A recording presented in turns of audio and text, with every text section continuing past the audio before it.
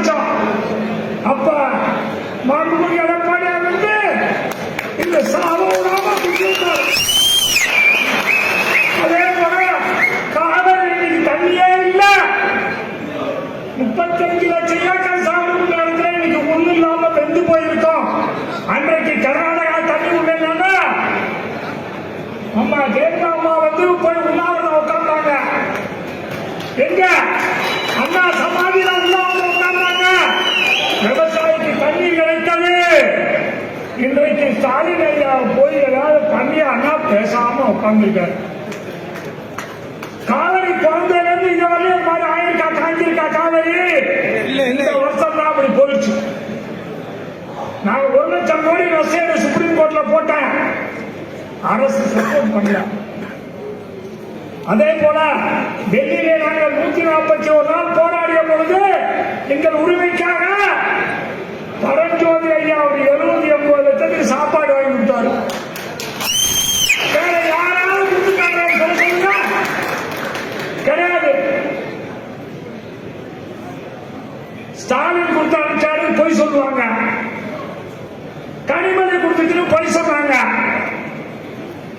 எங்களுக்காக எங்க உயிரை காப்பாற்றியவரே எங்களுக்கு எடப்பாடியார் தான்.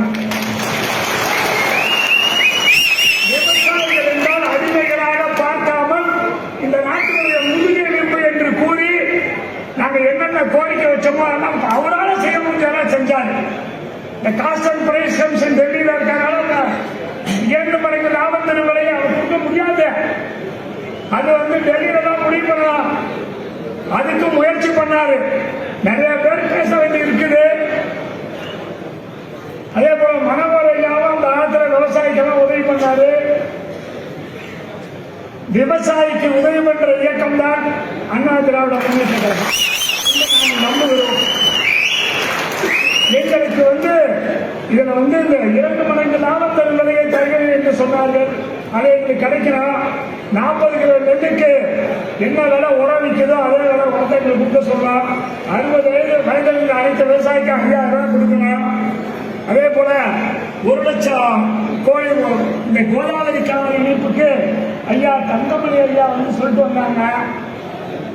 அதை வாங்கி கொடுத்தாங்கன்னா ரொம்ப பிரயோஜனமா இருக்கும். தங்கமணி ஐயா வந்து பேசுறாங்க அமித்ஷா கிட்ட. அதே போல நாட்டின் முதுகெலும்பான விவசாயிக்கு வந்து 2 மடங்கு லாபம்.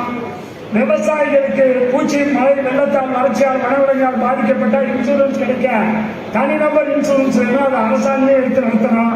இயற்கை விவசாயிக்கு தனியாக ஒழுங்குமுறை பண்ணி கூட வேணும். மழை காலங்கள் ஆறுகள் வெள்ள நீரை வாய்க்கால் மாதிரி ஏறிக்கணும். இந்த கதவு எல்லாம் சுத்தம் பண்ணி கொடுக்கணும். நிறைய பேர் பேச இருக்கிறதுனால பேசுவதற்கு முதல் வாய்ப்பளித்த உங்களுக்கு நன்றி கூறி எங்களுக்கு விவசாயிகளுக்காக உண்மையாவே பாடுபடுகின்ற ஒரு இயக்கம் தான் அதிமுக. எனக்கு தெரியாது. நான் எனக்கு கஷ்டமா கிடையாது. நான் பிஜேபியோ காங்கிரஸோ திமுகவோ அதிமுகவோ இல்லை. இருந்தாலும் எங்களுக்காக அம்மா வளர்மதி அம்மா விவசாயிக்காக இருக்கும்போது உதவி பண்ணி கொடுத்தாங்க. அதே போல ஜெயக்குமார் ஐயா நிறைய உதவி விவசாயிக்காக பண்ணியிருக்காரு. எங்களை கூட்டிட்டு போய் முதலமைச்சர் உட்கார வச்சு முதலமைச்சர் ரூம்ல எத்தனை பேரை உட்கார வைக்க முடியும்? 68 பேரை கூட்டி வச்சு டிஎம்டி சர்டிபிகேட் வாங்கி கொடுத்தாரு.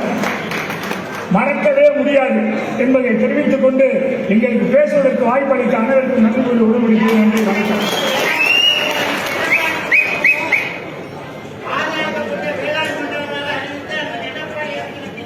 நன்றி. நான் உண்மைதான் தமிழகத்தை காவிரி டெல்டாவை பாதுகாப்பு வேளாண்மை அறிவிச்சாரு. ஆனா இப்படியும் மறுபடியும் வர பார்த்துட்டாங்க. புதுக்கோட்டை மாவட்டத்தில் வருகில் இருக்கக்கூடிய காவிரி வைகை குண்டாறு இணைப்பு திட்ட விவசாயிகள் சங்கம், குறிப்பாக அண்ணன் தனபதி அண்ணன் ரவியன் அவருடைய தலைமையில் வந்திருக்கக்கூடிய அனைத்து விவசாயிகள் மேடையில் வந்து சுருக்கமாக தேசிய தென்னிந்திய நதிகள் இணைப்பு விவசாயிகள் சங்கத்தின் தலைவர் மரியாதைக்குரிய ஐயா ஐயக்கண்டம் அவர்கள் இன்றைக்கு தன்னுடைய இயக்கத்தின் சார்பாக இந்த மனுவை அளித்திருக்கிறார். அதிலே விரிவாக அனைத்தையும் இங்கே